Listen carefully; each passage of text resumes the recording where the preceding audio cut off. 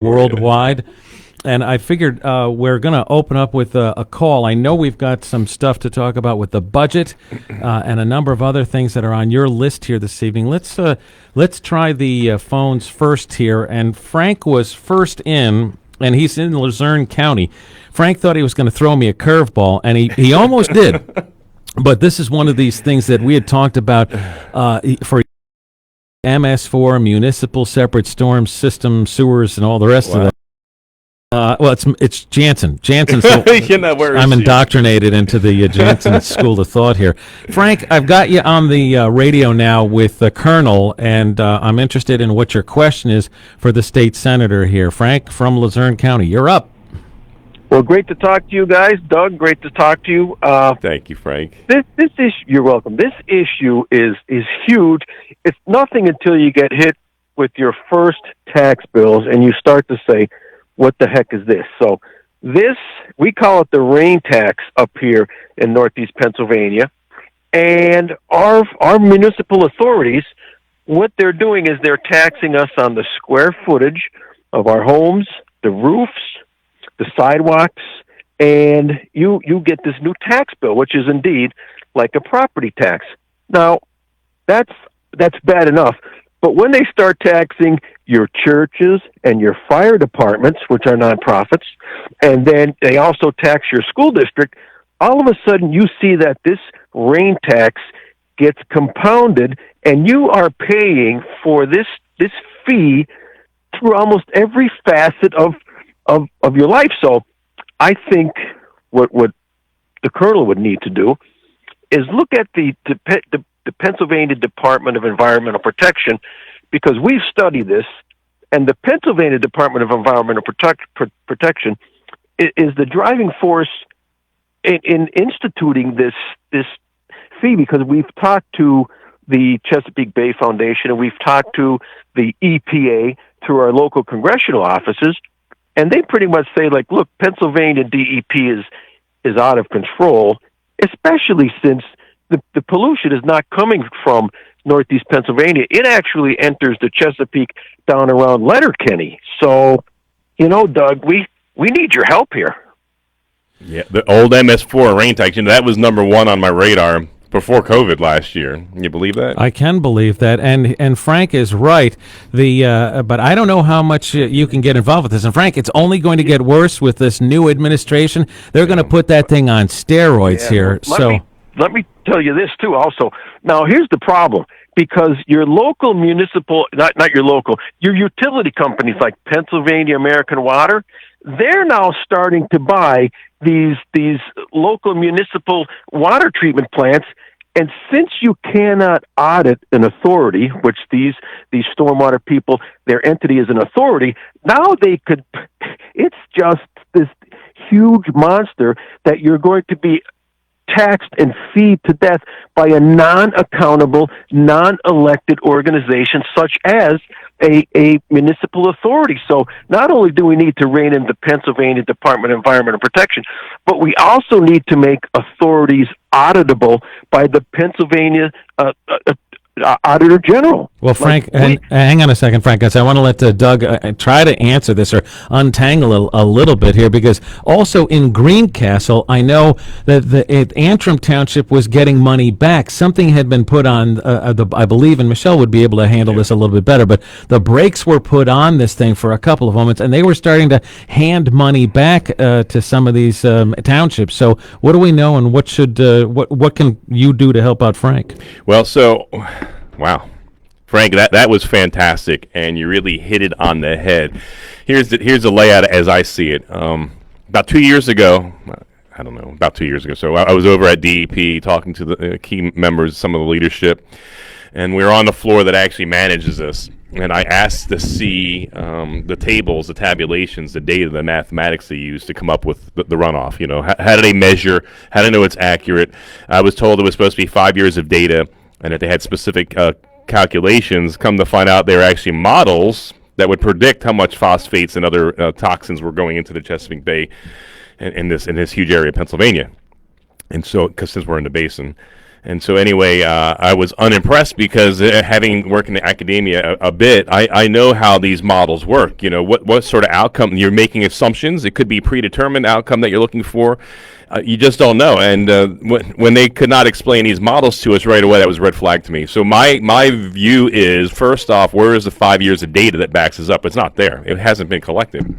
And so before you can jump to any conclusions, and the reason why it's 5 years of data, remember that one year, 2018, like rained every day, that one summer and fall over here in Pennsylvania, you could not make wise calculations off of phosphates and other runoffs based off of that year because it was just a deluge year. So 5 years of data, put a stop on everything.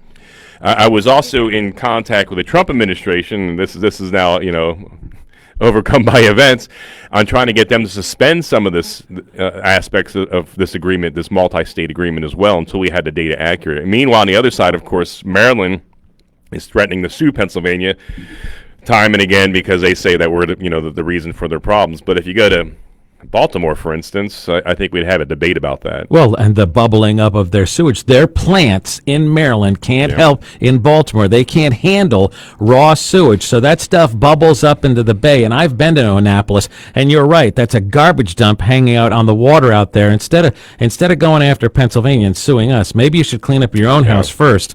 Frank, I got to let you go. I don't know if we answered your question. Here's it's a concern, though. Here's the deal, and Frank is right. Northeast is getting hit first and worst right now, and it's not just it's all the watersheds. Next, it will be farms, and so they're going to go for, which seems benign, but that costs us in the end later on, and it's going to municipalities and townships, and it's going to go to farms and residences, and we're going to be paying for this over and over again, not just that one fee. Over and over again, you're going to get hit again with another some kind of hidden fee because that business has to recoup their expenses. That farm's going to have to recoup the losses as well. And don't forget also these municipalities, one of the things that's happening in some of these aging water systems in these municipalities that maybe have been spending money where they shouldn't have been spending money, now, all of a sudden, look, there's a whole new revenue stream thanks to guys like Frank. Hey, thanks, Frank. We appreciate that. So, and you're stuck with the tab. So, and there's there's a county that's signed up really quick. That was a great idea. They could buy new machines for their city, road sweepers, because it was taking runoff off of the streets and things that they didn't have money set aside for. But in the end, it sucks for the rest of us. Frank, good call, and we'll watch it for you, but don't think for a hot second that the Colonel and this radio station are not watching stuff like that. Thanks for the call from Luzerne County. The quick answer for Frank is a governor that pulls us out of the agreement.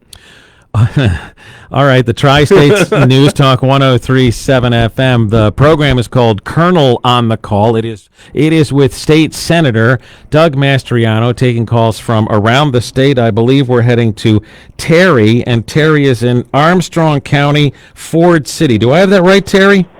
Yes, you do. Okay, and we're talking about Terry's question is to deal with patients in nursing homes. Terry, go ahead and ask your question for the Colonel, please. Well, first, I'd just like to say hello to Senator Mastriano, and thank you for your service, and also Terry, for being a voice for Pennsylvanians, especially as we've needed that a lot in the past several months. So thank you for all of it. I do really appreciate, especially in light of so much hate out there. I do thank you for that. A little stressful there lately, Doug? You put aside Terry. I'm no hero, and I love serving my country and did that all my life. You know that, and I saw running for office as another way to try to make a difference. But to have my name thrown underneath the bus and to be called all kinds of things from this side and the other way, sometimes it's kind of like, really? Did I have to take this? Did I have to go this way after 30 years of service? But I'm glad to be here for people like you. The haters are going to hate, and it's interesting that they claim to be so loving and kind. I haven't seen a lot of loving kindness lately. But Terry, go ahead with your question, please. So recently my grandmother had an accident, and she had to be hospitalized. She's on the mend, on the road to recovery, which we're thankful for. My mother is responsible for her care, and she has legal power of attorney. My grandmother was in the hospital for about 7 hours before she was transported, and then, of course, has been going through the treatments and whatnot in her road to recovery without anyone from the family being able to be there for her. And she has dementia, and she's aging, and, of course, we have a lot of concerns. So I guess my question would be, is there a way that we can put together legislation that would allow someone who's responsible for medical decisions to be present, at least on a limited basis, with that patient? Wow. I mean, that is great legislation. I think our own Senator Judy Ward may have something in. But, Terry, if you could message me, if you could PM me on Facebook, and if that's not so, we'll work together with you to try to make something happen. Because the past year especially has been unconscionable that loved ones are deprived of visitors in their hour of need. And Doug, if that's the case and Judy is working on that, I'll make sure I get a copy of what Terry has just asked and send that directly to Judy Ward, Terry, if that's okay with you. That would be great. Anything that we could do. It's so important. I think we've seen and heard examples of it, and of course to have this impact my family directly now, I see it even from a different perspective than I may have a few months ago, and just how important it is to be connected to that person when you're making decisions about their medical care, and it's hard to do over the telephone. Yeah, I agree, Terry, and prayers go out to your loved one there for a speedy recovery. How are things looking? She's on the mend and on her way to a skilled facility where they'll monitor her for a couple of weeks and do some rehab, and then hopefully we'll get her home. How about a first name for your loved one? Just a first name, Terry. Her name's Jean. Jean. Okay, well, we're praying for you and praying for Jean. Terry. Thanks, Terry, for the call. Appreciate it. All right. Thank you very much. You bet. you. At 877-709-1037, 877-709-1037. The governor is not going to pick up the phone, but the state senator will in just a moment. It's 5:23 on the Tri-States News Talk 103.7 FM. A fireplace would be perfect right now. And with up to 6 months of interest-free financing, it's time to get that project done. Visit AESHearthandPatio.com. AESHearthandPatio.com. Are you looking for a career program that can really make a difference in your life? YTI Career Institute is the place to go for medical billing and coding or respiratory therapy. YTI also offers careers in business, computers, criminal justice, culinary, healthcare, and trades. YTI has everything you need to change your life. Our next start is March 22nd. Right now, application fees are being waived due to COVID-19. For more information, visit yti.edu and apply now.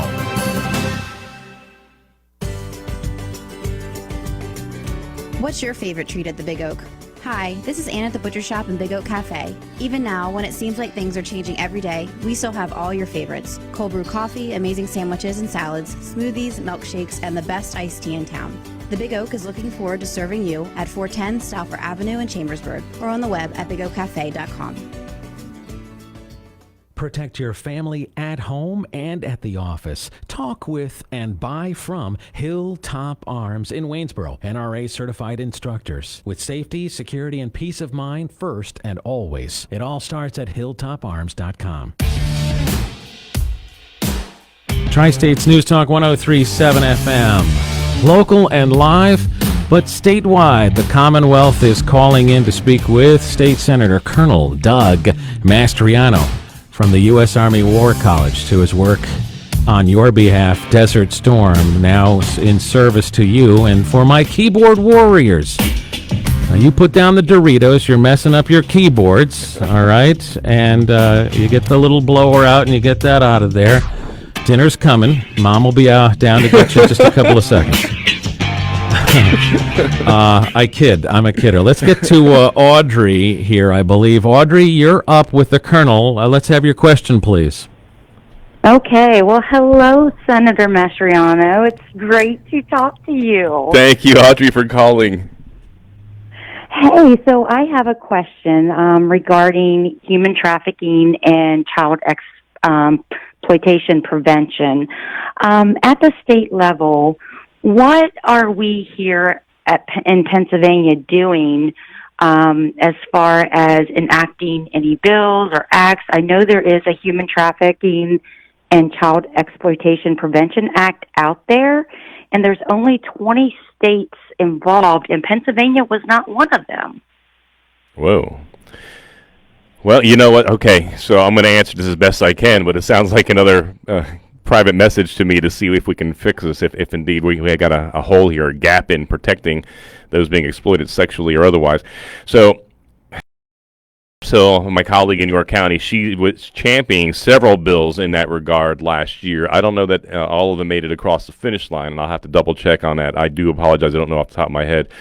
But, wow, not enough is being done in Pennsylvania, that's for sure. And we even have a case in my district, somebody who was abducted from a foreign country, brought in here, claimed to be the kidnapper's daughter, and then held as a sex slave. In my district, this is happening in Pennsylvania, and we need to crack down on this. This is terrible, catastrophic, and my heart is broken over this here. And if you could please also message me, and we could lay out ideas on this legislation, because it needs to stop. We need concerted action. I'm with you. I'm tired of all the talk. So we have serious problems in the state. Instead of thinking, more schemes of spending our money, like Governor Wolf proposed this week here, why don't we actually do something to help people in need and suffering? Audrey, we're always big on hearing some suggestions or some ideas here, and that's where great ideas start. It doesn't start, no offense, Doug, but it doesn't start with lawmakers. It starts with real people. So that's right. what have you seen, or what is a one good, strong suggestion that the state is missing right now? So, first, Losing you. This the Prevention Act, the Child Exploitation and Trafficking Prevention Act. I do have some information that I could forward to you. And it just there's 20 states, only 20 out of 50. Like, I don't understand that these are our babies, and you see, and it's not just the little ones, there are older men, women, and I know this was huge. This was huge in President Trump's administration, and he really did a wonderful job starting to, knock this down. And I just hate to see that that motivation stop. Yeah, well, what'll happen here, Doug, and Audrey? I think Doug is right. We want to see some private messages, and Doug's got it on his list here. I can see it from here. But what you're going to see here is you're seeing the neutering of the police force and of the DAs who don't get to show up to these hearings after these monsters have been in for 5 or 10 and get them back out on the streets. You're hearing that in California now. So right. we're up against it. You're right. The last administration had it right, and I have a very bad feeling that it's heading very far south. I see this here in Harrisburg. So we'll have legislation to protect victims, and I'll actually have the opposition, during the hearings or during the testimony or before the vote. So what are you doing to protect the perpetrator? It's like, well, wait a second. So we have turned things upside down in this country, where there's more protections for the criminal than for the victims. And so, Audrey, I'm dead set that please do message me on this here. And for instance, we are people of action. About a year and a half ago, Thomas Bricker met with me. He's a tow truck guy here in Chambersburg, and he's like, "Look, I've lost too many friends. We need to tighten up the move over laws." And so we finally got that move in August, September, and we got that passed into law in 7 weeks after we got all our stuff together, of course. And so this is a winning issue because it's about saving lives. And I don't know anyone even on the other side, even though they want to go above and beyond to protect the perpetrators, but they're going to be hard pressed to go against anything that protects women and children, those being exploited sexually. So please do reach out to me, and if there's something I can do about it, we will. Thanks for the call at 877-709-1037. I believe Cindy is up next. Cindy, is that you? Yes, I'm here. Okay, Cindy, I got a short leash here, so a nice quick question for the state senator, please. Yes. Sure. I wanted to talk to the senator. First, I wanted to say thank you for taking the call, and I'm like one of your biggest fans. Thank you, Cindy. So go ahead with your. What I'd really like to go over real quick, and I know there's no easy solution to this, but it's our unemployment. Now, I know I just opened a can of worms, and this is going to go very far, but we were supposed to update the system back in, 1980 something, and there was money allocated. Yeah, actually, I think it was 2018 that the General Assembly allocated several $1 million for them to upgrade. Okay, Was it 2018? Yeah, So- it was fairly At any recent. rate, And Cindy, what I'm going to have to, Okay. I'm going to have to, you got to get to your question real quick because I'll have to answer it on the other side of the news. But what's the question? the question is there going to be any more money allocated for this due to the fact that we have all these people now on unemployment and such a mess that it really is? Okay, that's a good question, and Doug's you. got the answer after the news on the bottom of the hour, and I appreciate you dialing in to 877-709-1037. The show is The Colonel on the call. State Senator Doug Mastriano takes calls from around the area and around the world. I won't give up the ship. Talking about what matters This country is too great to throw over to communism. I love it. on News Talk 1037 FM. www.uscgboating. Fox News commentary. I'm Jimmy Fallon, and I'll have your mugshot medalists in this week's Crazy Crime Olympics next. Some big news. Since Election Day, almost 5 million people have downloaded the free Newsmax TV app on their smartphone. You can trust Newsmax TV. Watch it for free anytime. And go to Newsmax.com for breaking news. Newsmax is on all major cable systems. Call your operator if they don't carry it. Plus, watch Newsmax on Roku, YouTube, Apple TV, Zumo, TiVo Plus, Pluto, and smart TVs like Samsung and LG. Newsmax is real news for real people. Start watching today. The bronze goes to a Connecticut woman who was busted for writing anti-Joe Biden graffiti on a school and a store. The spray paint Picasso could face up to a year in prison, which is longer than most people expect Biden to last in office. Of course, she thinks she's going to beat the graffiti charges, but her attorney can read the writing on the wall. Get it? Because the silver goes to a Florida man who was busted for abusing 911 after he called and demanded a ride home. The good news is cops picked him up. The bad news is prison. Making matters worse, his mugshot has since gone viral because, get this, he has a tattoo of the state of Florida on his face. Apparently, he was a part of their Head Start program. And the gold goes to a group of swingers just outside of Paris, France, who were busted for having adult relations during the lockdown. Police say 81 people attended the gathering, and the nice thing is they were already in handcuffs by the time the cops got there. Prosecutors are offering them a plea deal, but knowing them, they'll try to get off. Good night, everybody. That's your Fox News commentary. YTI Career Institute, enrolling now for medical billing and coding or respiratory therapy classes. Starting March 22nd, go to yti.edu and apply. YTI has everything you need to change your life. yti.edu. Tri-States News Talk 1037 FM. State Senator Colonel Doug Mastriano is at 877-709-1037. We have a full bank of calls, and we're going to get to Angela, Amanda, Elizabeth, and Nick in this half hour, and hopefully we'll get to you as well at 877-709-1037. We check traffic with you 4 times hourly, ride in, back home as it breaks most of the time, and a lot of breaks when it comes to a long 45-minute to 2-hour long delay in the immediate area. Our first responders are quiet here in Chambersburg. You've got a lot of extra company out for a bite to eat, doing some errands. The Friday night plans.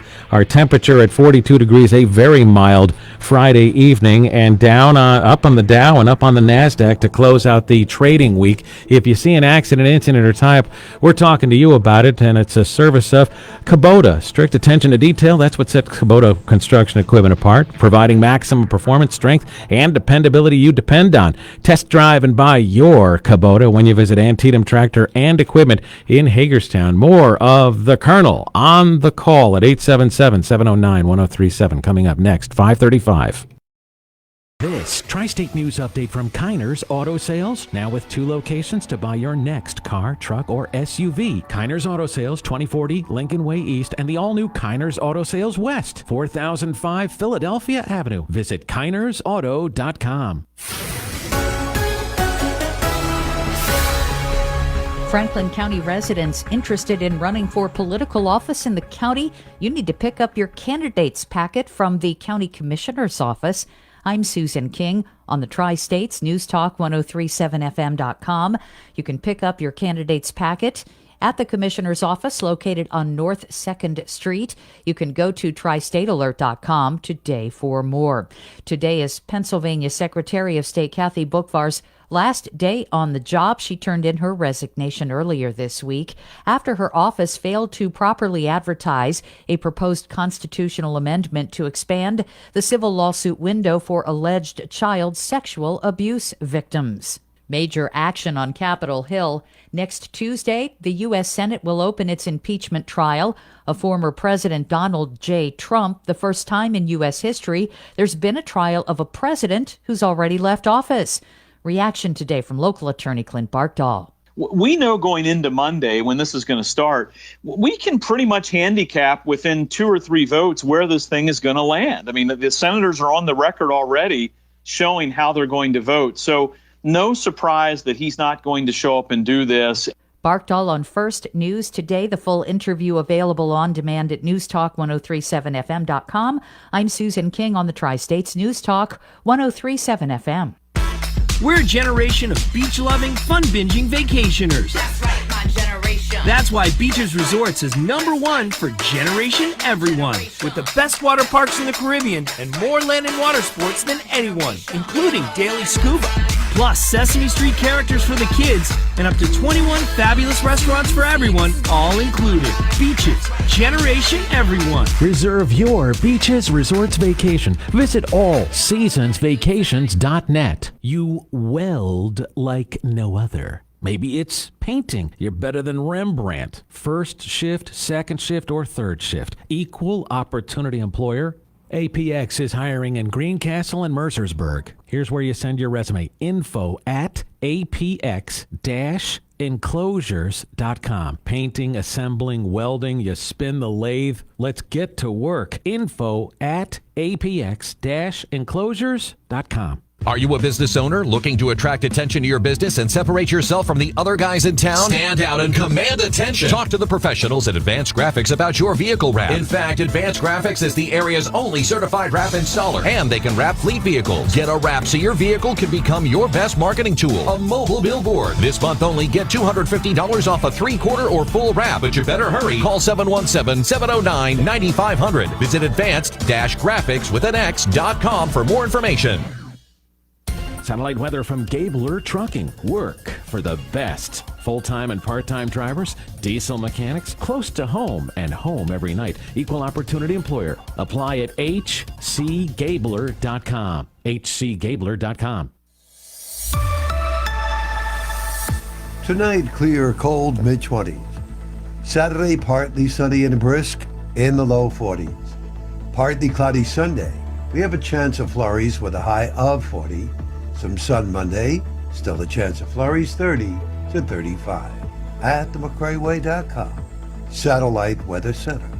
I'm meteorologist Pat Pagano on News Talk 1037 FM. Virtual consultations are now available for your air conditioning and heating needs. Virtual consultations with McCrae Heating and Air Conditioning. Safe, convenient, simple. Visit McCraeWay.com.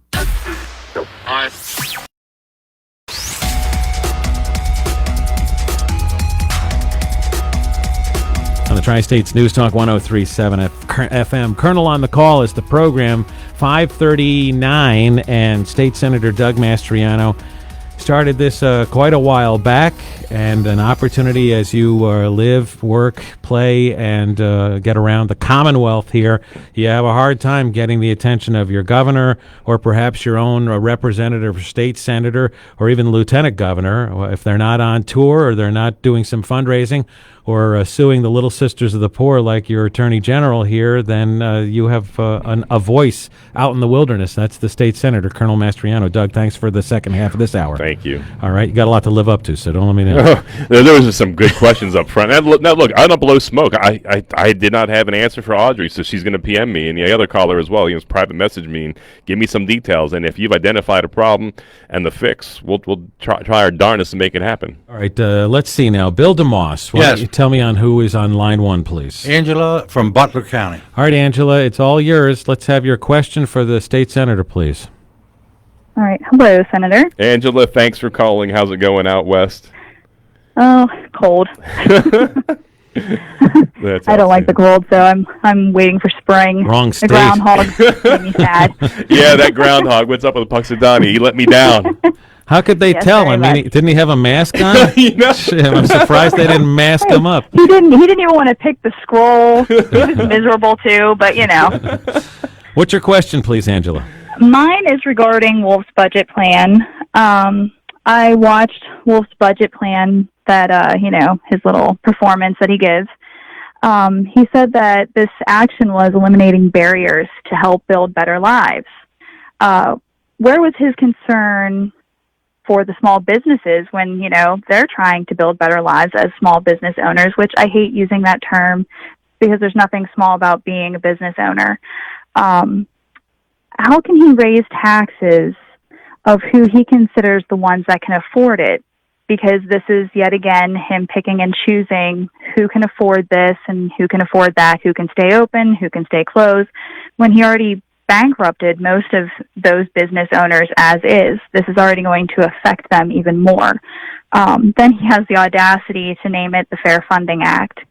And he states that this is going to be historical, but maybe he needs to learn that being historical is not always on the right side of greatness. My question is, what can we do and what is our recourse to stop him from basically bankrupting more families, because he's already taxing more people and bankrupting more people and making sure that if the COVID and coronavirus pandemic for small businesses, if that didn't close them, this surely will, or this is going to affect everybody. Okay, Angela, good question. Wow. What can folks like Angela and Bill and I do? It looks like the budget's dead on arrival anyway, but he's asking for the moon, and he'll settle for whatever's left on the table here. So what should we be doing? Yeah, so Doug? thankfully you have a firewall. It's the Republican General Assembly, and I would ask you to please engage with your senator and with your rep out there and see where they stand in this whole thing here, because I'm one of 26 votes of 50 that we need to be yay or nay on this budget here. And so look, I'm with you, Angela. Governor comes out almost this time last year and picks winners and losers, shuts down the state, decides it was a good idea with Levine to send sick people back into the long-term health care facilities and to the most vulnerable, unleash the plague there, which accounts for over 10,000 of our deaths in Pennsylvania, a catastrophe. But one business owner in the midst of this contacted me, and I heard from a lot, and they said, Doug, this business isn't what we do, it's who we are. And that's your life, that's your dreams, that's everything that you look forward to, and you're watching it evaporate because the governor doesn't think you know how to run your business safely. And that's why, my vision last year was when this started unfolding around us, was to give you the OSHA and CDC guidelines, and okay, business owners and everyone else, you decide how to lead your lives without the governor telling us how to do this, because clearly he doesn't have a clue.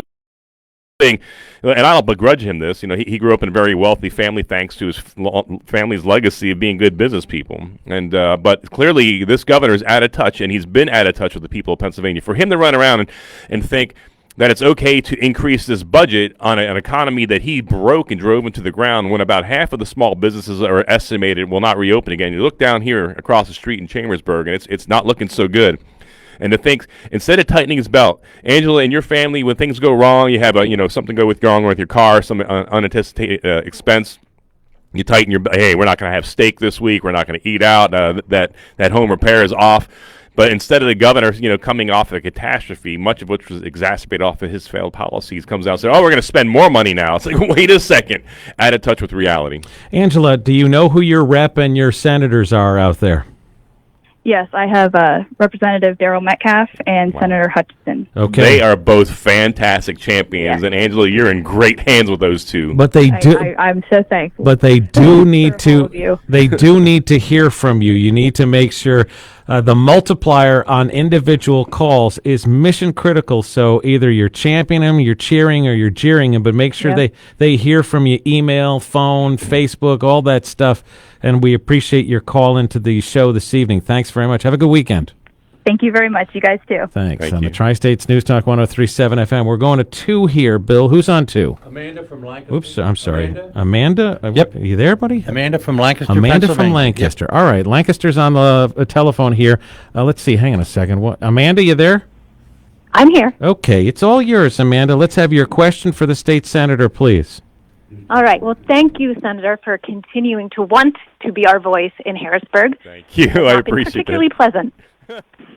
My question for you is, with all of the executive orders that are coming out of the White House, I think we're at something like over 40 now, and with all the proposals from Nancy Pelosi wanting to massively increase mail-in voting universally, what can the Pennsylvania state legislature do to protect Pennsylvania's interests? Wow, that is a fantastic question. Well, we got to roll back what we did incorrectly a couple of years ago. Are we working on that? What do you think? I'd like to think so. Yeah, we're getting there. Okay, so the front line of defense now in these new and strange and trying times are the states. The states are the front line.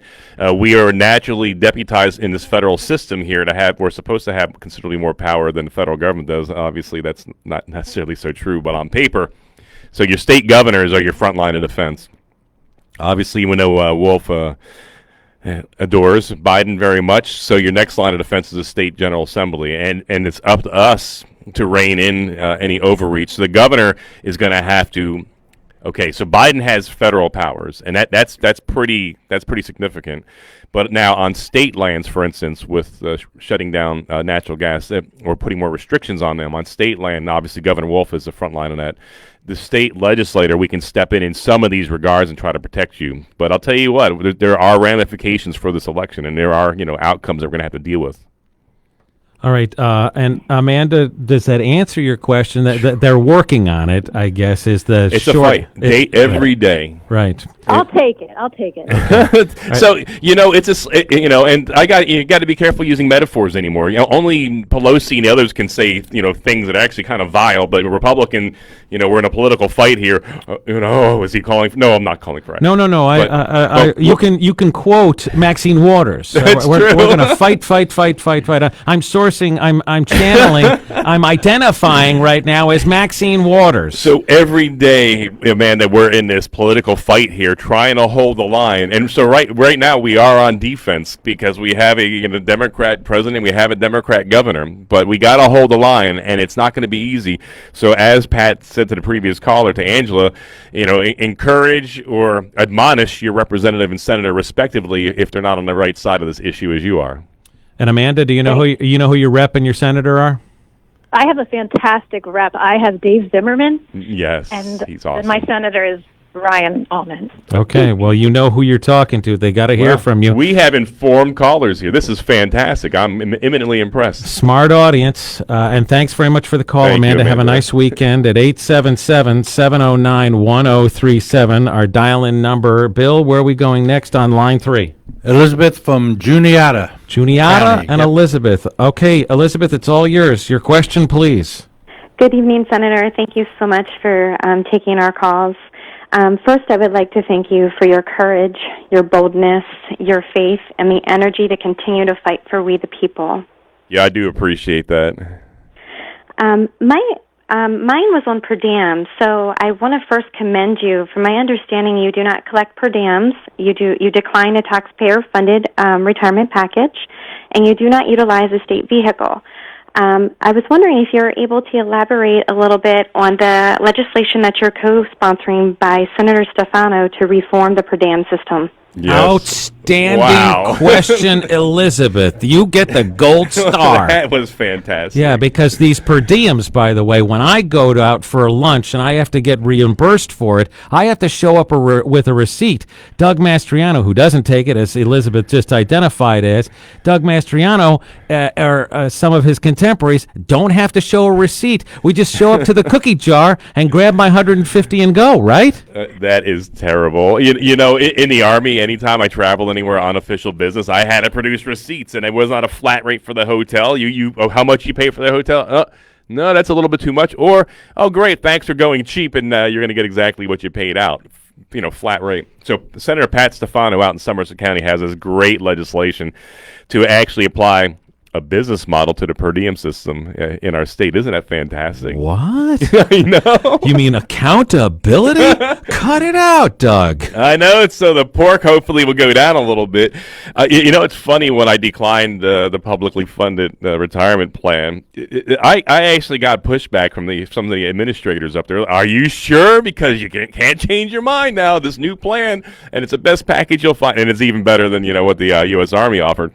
And I felt like I was, in the garden talking to the serpent. I'm like, come on, stop it. So finally, I just, I signed it like John Hancock. I took a picture of my declination and said, get this out of here. I don't want it. So But it is a sweet deal, and you'll notice that there have been elected officials who ran on a promise not to take that publicly funded retirement plan, and then they see how sweet it is, and they're like, I changed my mind. That is just a slippery slope. And Elizabeth, are you in touch with your lawmakers and your legislators, your representatives, and your state senators? Yeah, John Hershey is mine, and I believe Nice. Fred Keller is the state senator for me. All right. Well, you also, and Elizabeth, are you and the folks that are listening right now, are you guys aware that you are paying for the rest of their lives, not Doug's, but the state senators and the state representatives? I don't know what the number is, either 8 years or 10 years. Then you, Pennsylvania, then you, Elizabeth, are paying for their health care for the rest of their lives. Did you know that, Elizabeth? Yes, I did, and I think it is very upsetting because everybody else in America and in Pennsylvania has to pay for their retirement package and everything, their health care all on their own. So what makes them better than us? Oh, well, I'll tell you what makes them better than you. They are, because they can make up the rules as they go along. So, and here's the other thing, Doug. You're also working on getting rid of this this auto mart that they have up there, the fleet of vehicles, too. And listen, these are little dollars here. We keep hearing they're little dollars. And when these state senators and when these council people in your municipalities go, oh, it's just a little bit more, a little bit more. You know what happens to a little bit more? Poor Elizabeth can't have a cheeseburger, a fry, and a Coke, as some of the school board members here in Chambersburg would call their rising your millage rate to 3.4 millage rate, and they just put it as a burger, a fry, and a Coke on you. So this car dealership that they have up in Harrisburg, you're not taking part of that either, are you? No, I'm not. I drive my own car, and I could also charge the taxpayers in Pennsylvania mileage doing my job around the state. Really? I think that should be part of your normal comings and goings. The House, in their defense, they've already taken some action on the motor pool, I call it up there, the car motor pool. The Senate, we need to move forward on that. I am also co-sponsoring that, I believe, maybe with Stefano. I'm sorry, I can't remember. I'd like to give credit where credit's due. You know what? My view is, with my colleagues and likewise, it's a team effort. And there's several like-minded people up there, and that's the only way we're going to get things done. But also, people like Elizabeth reaching out to their senator and rep, making sure that they're on board with declining that and maybe not using that anymore if they are. Elizabeth, thanks for the call. Have a nice weekend. We appreciate you. Thank you. Thank you. You too. All right, on the Tri-States News Talk 103.7 FM, rapid fire here. Let's get to, who's this on 4? Nick? Nick St. Clair, All right, Pennsylvania. Nick, we're going to have to go real fast so I can get everybody else in here, but I don't want to shortchange you. Your question for the Colonel, please. Oh, good evening, Colonel. My question is, the governor wants to up our minimum wages. I'm a disabled vet, retired. What do we do with, people that are collecting Social Security, that elderly that can't afford things once, say the minimum wage goes up, and then prices are also going to inflate with it? Yeah, I agree. Hey, which branch of service were you in? I did Marine Corps, Army, and Pennsylvania National Guard. Wow. Full I was tour. over Iraq 0304 with the thank- 131 out of Williamstown. Thank you for your service, and obviously you have a special place in my heart there, especially being a disabled veteran there. And thank you for your service. It means the world to me, and I don't take that for granted. I'm with you, Nick. Raising the minimum wage is going to cost. It's going to cost people like you and me a lot more than anyone else here, because the businesses the ones that can survive this COVID draconian, heavy-handed rule of Wolf, how are they going to survive now when they have to up wages? And what about the nonprofits that also rely upon people not getting paid as high as well? And also the $15 that he has as a target, is that enough in Philadelphia? Is that enough where you're from? Is that enough in Fulton County or Elk County? I mean, to have this heavy-handed guideline, this time last year, wages were through the roof thanks to the Trump economy. It was just fantastic. And, most entry-level jobs were $18, $19. So I'm a firm believer in let the free market drive this and not these artificial barriers put up by the governor. That's a steep increase, and it's going to hurt not only you but everyone else around the state. But don't you think, and for Nick's question here, that is dead on arrival as his budget is. It's going to go back to revisions and conversations. But I mean, are we destined for that rise, or you guys want to hold the line? I got it. Yeah, I think the General Assembly will hold the line on us here, especially, it was one thing when the governor proposed this last year in a different situation. We thought we were going to actually be in the black financially. It's a whole different ball of wax this year. I don't think it has any chance of passing, 'cause it's not realistic. And Nick, do you know who your lawmakers are, your representative and your state senator? We did have Senator Arnold, but he's passed, and I don't know who replaced him yet. Well, we have to find those things out for you. Right. And I tell you what, Nick, what I want to do is I'm going to put you back on hold, and Bill DeMoss is going to pick you back up and get your phone number so that we can get you some phone numbers. All right, Nick? All right. Thank you, Nick. Hang on for a Semper second. Fi, brother. Let's put Nick on hold, so you go back to 4, and I'll go up to 1. Who's on 1, Bill? George from Lycoming County. All right, George, real quick here. We're up against the clock. Go ahead. Yeah, two quick questions. H.R. 127, the Firearms Licensing and Registration Act. I think a lot of people aren't aware of what they're trying to do with that, and a lot of people don't realize in rural areas what the response time of your local police department is to get to your house, which sometimes could be 30 minutes to an hour. So I was just wondering what the representative's thought on that was. And second, what, if any, recourse as far as prosecution against Wolf in the deaths that occurred in the nursing homes? I mean, there's reckless. I mean, he knowingly did it. There's intentionally.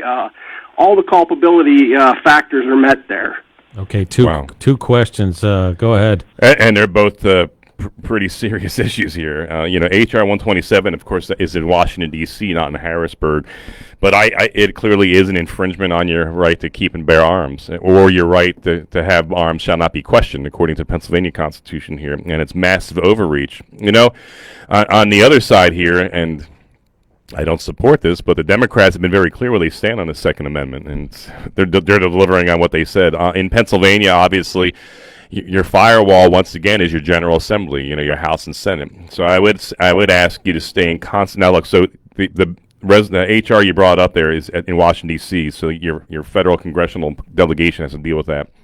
But I'd still communicate with your state senator and with your state rep in Harrisburg. What are you going to do to defend our Second Amendment freedoms here in Pennsylvania? I'm actually introducing legislation with a colleague, and I should have brought my list here, that ups the defense of what's a better way to say this here? That assures the God-given right you have within our state and federal constitution. On the other issue, holding Wolf accountable. Yeah, good luck with that. I mean, this is I guess a class action lawsuit of some stuff. Citizens come together who have lost loved ones because of the policies of Levine need to come together and have your day in court. Obviously, you will not succeed at the state level. You will not succeed at the Pennsylvania Supreme Court level. I'm assuming, I don't know, but just looking at their record. But once it gets to the federal level, Third Circuit or what have you, you might have a better chance. But if you pull your resources together and try to hold the governor accountable, I think that needs to happen. Good call. That was good. I'm not going to shortchange our last caller here, who is on 2. Megan from Franklin County. Megan, you're going to close out the show with the state senator, so go ahead, please. Hi, thank you so much. I appreciate it. Senator Mastriano, it's an honor. Thank you for having me on. I have a question, but first I just want to say there's a bill I heard about recently, House Bill 14, Gregory's bill, and I just want to ask that you support it for survivors of child sexual abuse, and ask Rob Kaufman, please to also support that. But I also have a question. I recently read an article from the PA Capital Star from 2020, and I have just a question from that. Why did you gut legislation that would create a week to honor military sexual assault survivors in 2020? And how do you respond to advocate and founder of What a Veteran Looks Like, Ariana Hunter's claim that you did not support the young women and men under your command who suffered sexual assault and seeking justice? Okay. Thank you. I don't know that individual at all, and I never served. No first-hand knowledge. At that time, I had a chief of staff that was also retired Army Colonel, Deb Hannigan. And so between the two of us, it was almost 60 years of military service. When I received that, it was a resolution. It was wrought with flaws. And so I wrote back to Senator Muth, actually, who was leading, and said, hey, there's some specific errors in this resolution that need to be resolved. And we quoted straight from the Department of Defense policy that came out regarding this. And it took Senator Muth quite some time to get back with us. and it was back in her hands, and it just kind of faded away, sadly. But I served my country for 30 years. You'll find no greater defender. Sadly, that outlet that you're referring to there, I actually took the time to write an article correcting the record, and the editor there refused to publish it. So it's a one-side biased program, sadly. And where is where would this letter have been published again? I know the caller had referenced that. Yeah, the Capital Star. Okay. The guy who runs it refused to. After we took quite some time, very thoughtful, just facts. And it's funny how I have to deal with people with zero time in service, within the legislative body, thinking they know fact from fiction. In my office, about 60 years of active service, I'll get 57 because Deb retired 3 years before I did. So 57 years retired service, both combat veterans, and that we're being both a female and male military officer, both military intelligence officers, being accused of not backing those people. This is the kind of stuff that defies reason and logic, because that you have to answer questions that are just so outside the norm, and for the left to think that there's any basis or standing with this when obviously it's just another hit piece here. That's the thing that drives me a bit crazy, my friends out there, and I'm not asking for sympathy, but most colonels and general officers ride off into the sunset with a sweet package. I had a sweet package offered to me, and getting paid a lot more than a senator makes, and a sweet deal, because I do have a lot of credentials and obviously experiences that the federal government would like to retain. But I decided to do this here to try to keep pushing the fight. But it is very aggravating that people so blinded by partisan politics can't put aside their blinders to say that clearly there's no basis. Because if that was true, Mastriano and Hannigan would not have made it to colonel. If that was true, so somebody had something terrible happen to him, maybe. I don't know the person. But to build their whole assertion that the entire system is broken is ridiculous there. Obviously, I stand with and I fought for my men and women in uniform, and I was very protective of them. You might wonder why I have been so vocal the past year here, because I look at my constituents, the people of Pennsylvania in my district, as sort of my people that I am responsible for. That's why I've been so vocal. I have not done this for any other thing. It's like I am offended that the governor and others think they could run over roughshod on my people, even if you disagree with me politically, and that you should have the freedom to live your lives as you see fit and not be surrounded by corruption or ill-advised policies. So, it's funny that the Wolf gets away with all kinds of shenanigans. Levine got promoted.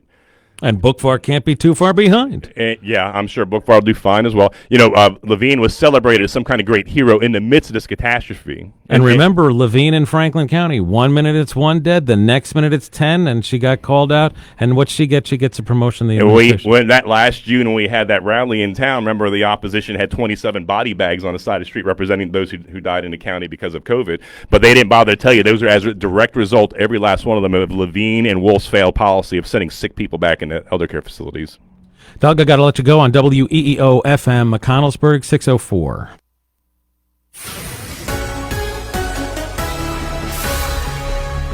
If you are headed to downtown Hagerstown this weekend, you can take advantage of free parking. I'm Susan King in the TriStateAlert.com newsroom. The city of Hagerstown is encouraging visitors to the downtown area to take advantage of free parking in the University District, also the A&E District parking decks. That is in effect for you through Monday. It is proving to be a real struggle to try to turn the corner on the coronavirus pandemic and get students around the country back into the classroom. Florida Senator Marco Rubio this week lashes out at teachers' unions fighting to keep schools closed. Rubio made his stay in a video posted on his Twitter account.